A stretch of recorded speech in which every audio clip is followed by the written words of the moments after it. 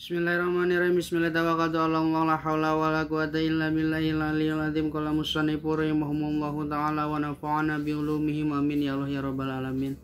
Allahumma shalli ala sayyidina Muhammad wa ala sayyidina Muhammad. Ila hadratin Nabi Mustafa Muhammadin sallallahu alaihi wasallam wa ala alihi washabihi wa dzurriyyatihi wal anbiya'i wa mursalin wa ulai waswari wassalihin wa jam'il malaikatil muqarrabin wa usun laruhi syabdu qadi ajilani wa usun laruhi Bapak Ibu Badru Jaman bin Aki Jamil wa ususun laruhi Kiai Haji Indana wa bin Kiai Haji Acatap Sunji wa ususun laruhi Kiai Haji Syafi'i usulihim wa puruhim wa silsilatihim wa mu'minina wa mu'minat wa ususun ilaruhi Kiai Haji Nawawi Abantani Amusanifu Kitab Qatrul Goes Bisyarhi Masail Abilais Al-Fatihah. A'udzu billahi minasyaitonir rajim. Bismillahirrahmanirrahim. Alhamdulillahi rabbil alamin arrahmanir rahim maliki yaumiddin iyyaka na'budu wa iyyaka nasta'in ihdinas siratal mustaqim siratal ladzina an'amta 'alaihim ghairil maghdubi 'alaihim waladdallin rabbighfir lana amin. Urang lajengkeun kana pangaosan kitab salajengna nyaeta kitab Qatrul Goes fi Masail Abilais halaman 5. Tengah nanya orang awas tengah na bismillahirrahmanirrahim. Wa minhum jeung eta tetep tina sawarehna malaikat ruhaniyuna ari aya malaikat ruhaniyun. Jadi malaikat teh aya malaikat ruhaniyun. Kamali malaikat naon anu tos dibahas teh. Jadi malaikat teh macam-macamnya. Kila diucapkeun hum ari ieu malaikat ruhaniyun teh fi ardin eta tetep di bumi. Jadi malaikat ruhaniyun teh aya di bumi. Baydoa bumi teh anu bodas. Karrohomi sapertikeun batu marmer. Arduha anu ari ieu bumi. Masiratus samsi eta perjalanan panon poe arba'ina dina 40 naonana yauman poena. Tuluhatur ari panjangna ieu bumi. Laya lamu eta henteu aya anu apalhu kana ieutul illallahu angin Gusti Allah. Walahum jeung eta tetep bogana ieu malaikat ruhaniyun zazlun ari suara anu gemuruh, ari suara anu santer, ari suara anu tarik. Bitasbih kalawan maraca tasbih wa tahlili jeung maca tahlil. Lauku sipa lamun mah dibukakeun naon an sauti ahadihim ti suarana salah sahijina ieu malaikat ruhaniyun anu maca tasbih jeung maca tahlil lahalaka tah cilaka tah ruksak tah maot tah ancur naon ahlul ardi pangeusina ieu bumi. Jadi pangeussi ieu bumi teh lamun ku Gusti Allah dibukakeun kasap dikasapna dibukakeun kitu. Tangtu cenah pangeusi ieu bumi teh bakal hancur, bakal rusak. Min hauli sautihi tipikasieunana suarana ieu malaikat. Muntaha anu ari panganggesan hum malaikat ruhaniyun ila hamlatil arsi eta dugikeun ka malaikat anu nanggeui aras. Wa minhum jeung eta tetep tina sawarehna malaikat karrubiyuna ari aya malaikat karrubiyuna bipathil kapi ku make patahna kap wa tahfifir ra'i jeung ngentengkeunana ro karrubiyuna. Humarieu malaikat karrubiyun teh syadatul malaikati eta gegeden-gegedena pirang-pirang malaikat. Pemimpin-pemimpinna malaikat ngaranna malaikat karubiyun nulahna teh pimpinan-pimpinan malaikat teh wahum jeung ari ieu malaikat karubiyun teh alladzi eta anu malaikat haulal arsy anu aya di sagigireun aras. Wa minhum jeung eta tetep tina sawarehna malaikat karubiyun teh saparotun ari aya malaikat saparoh.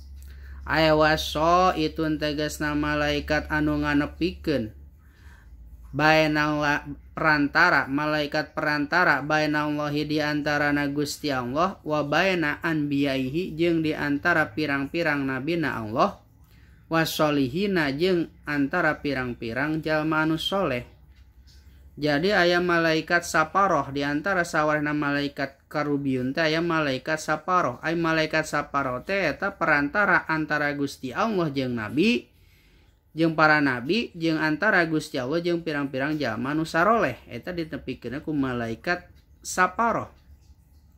Ya bliguna anu ngadugikeun ieu malaikat saparoh ilaihim ka ieu nabi sareng jalmi-jalmi soleh.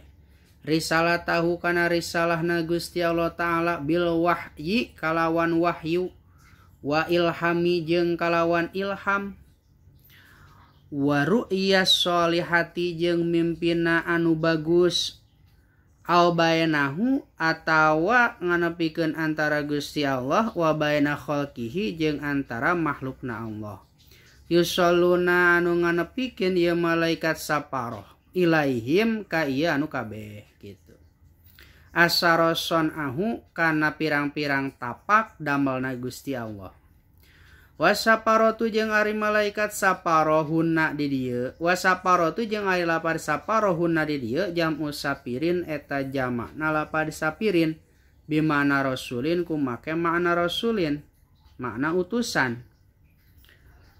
Jadi maksud gue lapar saparoh di dieu teh nya utusan. Walaesa jeung lain ieu saparoh jamu sapirin eta jamana lapar sapirin. Bimana katibin ku make makna katibin hartina makna nyatat katibin mah. Liana musonapi kana sanya-nyana ki musonib pasaro eta nafsiran ieu ki musonib ha kana ieu lapar saparoh biha ulail arbaati ku itu opat malaikat. Jibrila tegesna malaikat Jibril wa Mikaila jeung malaikat Mikail wa Israfil jeung malaikat Jibrilu tegesna malaikat Jibril wa Mikailu jeung malaikat Mikail wa Israfilu jeung malaikat Israfil wa Izrailu jeung malaikat Izrail. Jadi badal tina lapar saparoh keur tingkah ropa tarkibana jadi mubtada. Ieu badalna ieu saparoh jadi mubdal minhu. Jadi kudu Jibrilu gitu. Bipathil aini kalawan make patahna ain. Pa Jibrilu tuluy ari malaikat Jibril. Nazilun eta aturun ieu malaikat Jibril. Eta anu turun ieu malaikat Jibril ala jamil anbiya'i kasakabehna pirang-pirang nabi. Wa Mikailu jeung ari malaikat Mikail. Wakilul amtori eta anu ngawakilkeunana kana pirang-pirang hujan. Jadi ari Jibril mah tukang nurunkeun wahyu anu nganepikeun wahyu ti Gusti Allah ka para nabi teh turun ku malaikat Jibril. Jeung ari malaikat Mikail mah eta anu nurunkeun hujan. Wa Israfilun jeung ari malaikat Israfil wakiluna khisuri eta wakilna anu niup sasangkala. Yun pahu anu ditiup ieu sasangkala payamutu tuluy maot naon al khalqu makhluk. Jadi lamun kiamat teh ditiup ieu sasangkala sakabeh makhluk maot. Wayun pahu jeung ditiup ieu sasangkala li ahyail khalqi pikeun ngahirupkeunana makhluk. Geus beres kiamat tuluy ditiup di sasangkala harirup deui makhluk teh. Patarji'u tuluy balik naon al arwahu pirang-pirang arwah li ajasadiha ka pirang-pirang jasadna ieu arwah. Balik deui urang teh kete geus kiamat teh asup kana jasad urang masing-masing anu ayeuna kurang keur dipake. Dibangkitkeun deui kete. Wa Izrailu jeung ari malaikat Izrail wakilu qabdil arwahi eta ngawakilkeunan anu ngawakilan nyabut pirang-pirang arwah. Faida hadoro tuluy di mana-mana hadir naon ajalul abadi ajalna hiji hamba amaro tah marentahkeun saha Allahu Ta'ala Gusti Allah Ta'ala malakal mauti ka malaikat maut ayak bido kana yen nyabut ieu malaikat maut ruh hadzalikal abdi kana ruhna itu hamba. Wa malakul walil malakil mauti jeung eta tetep bogana ieu malaikat maut awanun ari pirang-pirang pembantu mina malaikati tina buktina pirang-pirang malaikat ya'muru anu marentahkeun ieu malaikat Izrail hum kaya para malaikat pembantuna binazir ruhi dzalikal abdi kunyabutna ruh itu hamba min jasadihi ti jasadna itu si hamba fa idza wasala tuluy di mana-mana geus nepi itu ruh ilal halqumi kana ilal hulqumi kana kerongkongan tawala tah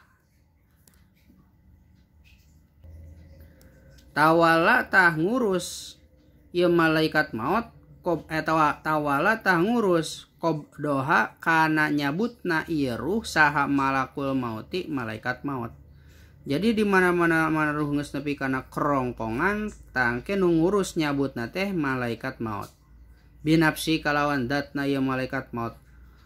Wa khurujur ruhi jeung ari kaluarna ruh yakunu eta bukti ieu kaluar ruh minal yapuhi eta tetep tina munmunan. Kama sapertikeun perkara andahula eta yen asup ieu ruh pil badani kana badan. Jadi asup naruh teh tina munmunan sarua kaluar naruh oge tina munmunan gitu. Minhu eta tetep ti ieu mana ieu rujuna ka mana. Minhu eta tetep tina ieu yapuh munmunan.